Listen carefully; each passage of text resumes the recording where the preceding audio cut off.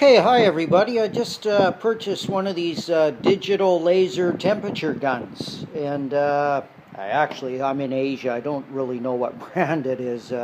Just seems to be a no-name brand, but I've already tested it out, and it seems to work quite well. Price-wise, it was about $50 over here, and it takes a 9-volt battery. I'll open this up. This one does anyways. There's a lot of different brands out there. It takes a 9-volt battery, so I got it yesterday. I put in the battery, and unfortunately there was no instructions with this one, but it says avoid exposure, laser radiation. It's a class 2 laser product. I don't know if you can read it. I'm getting a bit of glare here. So I wouldn't point it at anybody, and I certainly wouldn't point it at the dog or the cat or anything like that. So it is a laser, so and I wouldn't point it at any police anywhere either. I mean, you might get shot. So anyways, what it's for is checking temperatures.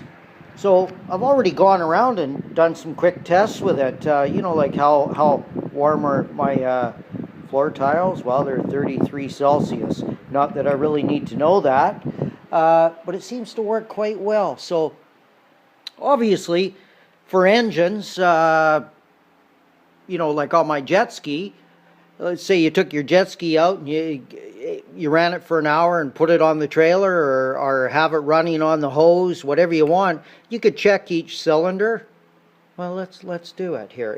Mine's cold. I haven't run it in weeks. But there you are, 31. Then you could move it to the next cylinder. 32 or 31, 31, 31, but it's cold.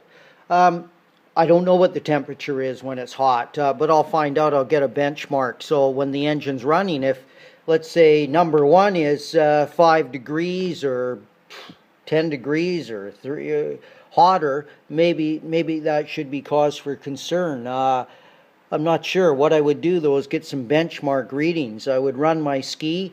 Just using a jet ski as an example, this 300 or a 310 or whatever ski you got, go around when it's warm and take your gun, your temperature gun, and get some benchmark readings. You know, get it down in here. Anybody that's followed some of my other videos, there's a 300 Kawasaki engine up in Bangkok.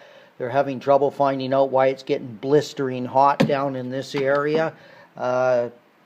You know, you could get some readings. You could get some readings off your supercharger, and just note all these readings. You know, when it's running well. You know, if all the cylinders are within a degree or two, and all of a sudden, let's say number 2 is 12 degrees hotter. Hey, there's an issue going on there. So I mean, it's cheap. Like I say, it's about $50 for this gun. You could even check your intercooler. You know, you could take like I say, it's cold right now. But see how warm that is. Maybe your exhaust manifold, your exhaust filter area. You know, get some readings and then record them, and then every once in a while do a quick check. Bearings. The uses are endless of this. Well, let's go get a reading. Here's a mini bike. The wife drives around her 2.5 acres here, and they were running it just a little while ago. I'll get a reading of the right around the plug there, and it's I don't know if you can see it. I got 51 Celsius. So I mean, you could get a reading of the oil in the crankcase if you want. What am I, 46?